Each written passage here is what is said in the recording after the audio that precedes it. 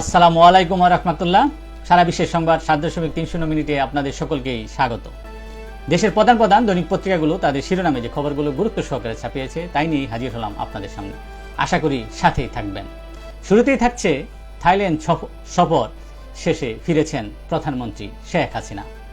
উপজেলা নির্বাচন, অবাধ্য প্রার্থীসহ কিছু বিষয়ে আজ গুরুত্বপূর্ণ বৈঠক আওয়ামী লীগের। প্রধানমন্ত্রীর সরকারি বাসভবন গণভবনে আজ সন্ধ্যা ৭টায় বৈঠকটি শুরু হবে।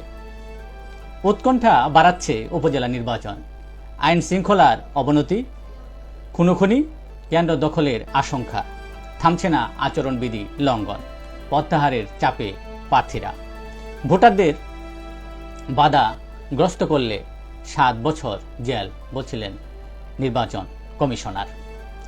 শৃঙ্খলা ভঙ্গকারীরা পড়বেন ব্ল্যাকলিস্টে, দৃষ্টি আজ গণভবনে।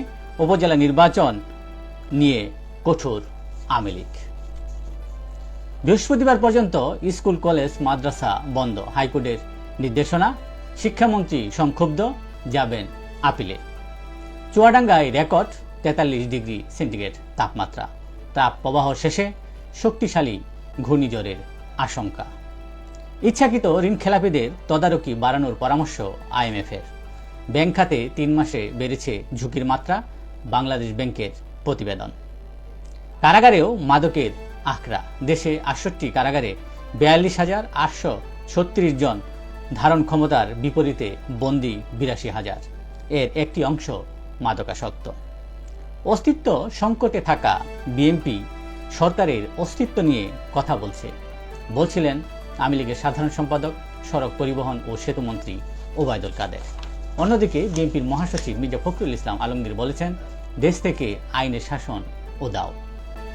দেশের প্রধান প্রধান দৈনিক পত্রিকাগুলো তাদের আন্তর্জাতিক শিরোনামে গুরুত্ব সহকারে যে খবরগুলো ছাপিয়েছে তার মধ্যে শুরুতেই থাকছে গাজায় আগ্রাসন, যুক্তরাষ্ট্রের বিশ্ববিদ্যালয়ে দুই পক্ষের সংঘর্ষ, রাজনৈতিক সংশয়ের মুখোমুখি নেতানিয়াহু, ক্যাম্পাসে শান্তিপূর্ণ প্রতিবাদের আহ্বান হোয়াইট হাউসের, কানাডার বিশ্ববিদ্যালয়ে ফিলিস্তিনপন্থীদের বিক্ষোভ, সিএনএনের জরিপে বাইডেনের চেয়ে ট্রাম্প এগিয়ে, মার্কিন প্রেসিডেন্ট নির্বাচন নিয়ে একটি জরিপের ফলাফল, রুশ হামলায় কোণঠাসা ইউক্রেন, পিছু হটতে বাধ্য ইউক্রেনীয় সেনারা, ইউক্রেনের আরেকটি গ্রাম রাশিয়ার দখলে, সিনিয়র হামাস নেতার সাক্ষাৎকার, মাথা নোয়াব না, যুদ্ধ বন্ধ চাই। ভারতের উত্তর পূর্বাঞ্চলীয় প্রদেশ রাজস্থানের মসজিদে এক ইমামকে পিটিয়ে হত্যা করেছে মুখোশ পরিহিত অজ্ঞাত ৩ দুর্বৃত্ত। দক্ষিণ পূর্ব এশিয়া জুড়ে তীব্র তাপদাহ, দেশে দেশে স্বাস্থ্য সতর্কতা জারি করা হয়েছে, বন্ধ রাখা হয়েছে স্কুল কলেজ।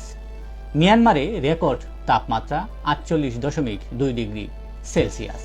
এই ছিল দেশের প্রধান প্রধান দৈনিক পত্রিকার শিরোনামে উঠে আসা শীর্ষ সংবাদ, যা নিয়ে এতক্ষণ আপনাদের মাঝে উপস্থিত ছিলাম। আশা করি আপনাদের ভালোই লেগেছে।